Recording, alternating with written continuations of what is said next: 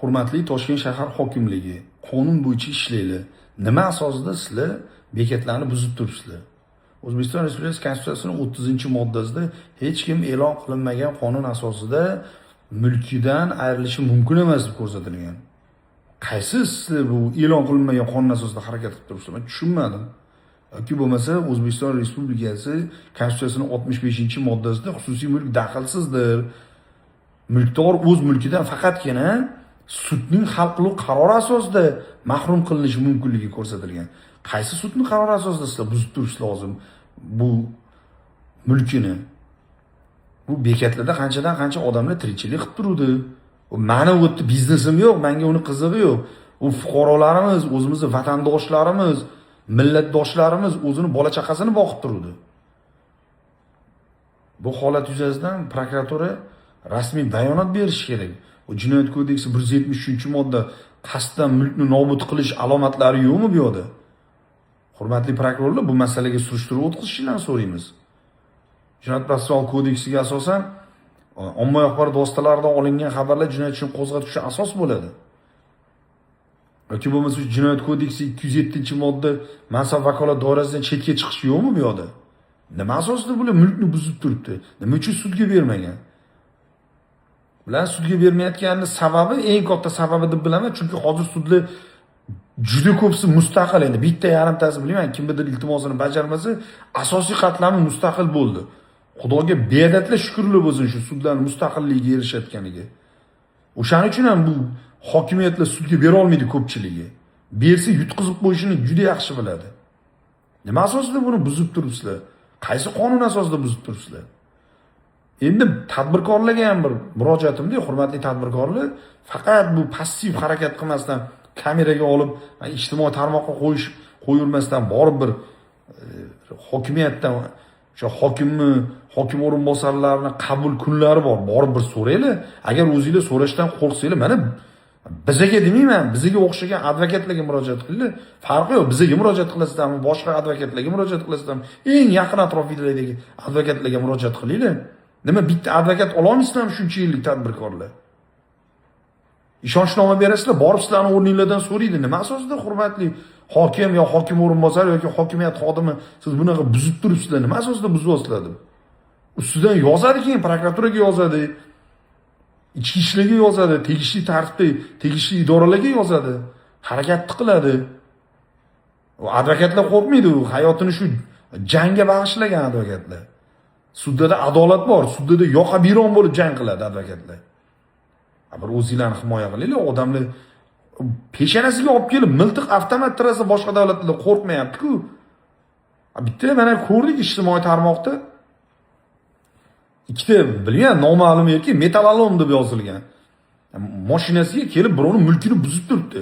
Qo'lingizda nima hujjat borsa, hujjat yo'q, menga kimdir aytdi deb turibdi. Hech qanaqa hujjat yo'q. Endi bu qarab turibdi, faqat kameraga olib. Siz o'zingizni mulkingizni himoya qiling. Siz mulkingizni himoya qilganingiz uchun javobgarlik yo'q. O'z mulkini himoya qila olmagan odam vatanni qanaqa himoya qilamiz ertaga o'rtoqlar? Mulkinglarni himoya qilinglar. Yo, meni mutaxassisligim emas desanglar, advokatlarga murojaat qilib, himoya qiladi sizlarni. Lekin bunaqa qonunsizlik bo'lmaydi deb bu. Menga o'tgan yili Amerikadan murojaat qilishdi. Aka dedi, telefon qildi. Biz gaplashib turibmiz. Men dedi, iqtisodchilar bilan, biznesmenlar bilan gaplashdim. O'zbekistonga investitsiya kirgizmoqchiman dedi. 5 xil yo'nalish bor dedi. Bizda bu yerda tartib bor. Birinchi iqtisodchi, biznesmenlar bilan maslahat qilinadi, keyin u mulk daxlsizligi bo'yicha yuristlardan so'raladi dedi. 5 tasi bo'yicha gapirganda, shuni bittasi ko'chadagi do'konlaydi. Mana shu ostanovkalar, bekatlardagi do'konlaydi. Men o'sha payt dedim, yo'q, bo'lmaydi. U mulk daxlsiz emas. U hokimiyatga yoqmay qolsa yo nimadir bo'lib qolsa, bilmayman, nimanidir asos qilib buzib tashlash mumkin deganda ular hayron bo'ladi. Mana aytgan narsa bo'ldi. Nima asosida buzib turibdi bular? Tok bor mana bu energetika bo'yicha, elektromobillarniki bo'yicha ularni nima asosida buzib turibsizlar? Uni tartibi bor, sudga berish kerak. U talabnoma berish kerak, talabnomani muddati bor, muddatida bajarmasa keyin u sudga berib o'zini hisobidan olish kerak. Keyin hokimiyatda mana bu metallom degan ikkita noma'lum shaxs qo'lida hujjati yo'q, biror bir udostvoyeniya ham ko'rsatgani yo'q, guvohnoma ham. Bu kelib buzib turibdi. Priyon makulatura degan joydan. Baraka topib mulkingizni himoya qiling. hokimiyatda sizni mulkingizni buzadigan kuch vosita yo'q, mavjud emas unaqa. U obodonlashtirish ko'pchilik o'ziga armiya qilib olishi mumkin agar xayolida. U obodonlashtirish armiya emas, u kelib buzadigan. Obodonlashtirish u nomi bilan obodonlashtirish. Uni xizmat vazifasiga kelib qaysidir joyni buzib tashlash kirmaydi. U bo'yicha o'zi maxsus sud hujjatlari, boshqa organ hujjatlarini ijro qilish to'g'risidagi qonunga asosan ijro qiladigan majburiy ijro buyruqlari bor uni. Agar sud uni zimmasiga yukini bersa qilishi mumkin. Lekin hokimiyatda unaqa kelib mulkni buzib tashlaydigan unaqa armiyasi yo'q. Nima asosida buzib turibsizlar deb. Hokimiyatni o'zi vazifasi nima?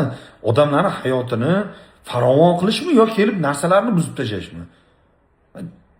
Prezidentimizga qanchalik qiyinligini mana shu joyda ko'rdim-da. U oxirgi qo'yilgan hokimimiz prokuraturadan chiqqan. Men qo'yilganda xursand bo'lgandim.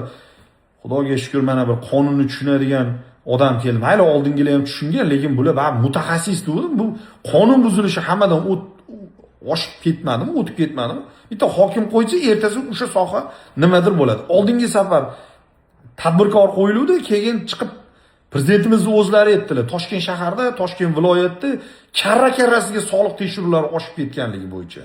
Endi prokuraturadan hokim qo'yildi, endi qonunsizlik boshlandimi bilmayman. Qaysi qonun asosida nima qilib turibsizlar o'zingizlar? Buning eng katta sabablaridan biri tadbirkorlar himoya pozitsiyalarini ko'rmayapsizlar. Yo o'zingizlar himoyalaninglar, yo qonunni himoya qiladigan advokatlar bilan himoyalaninglar.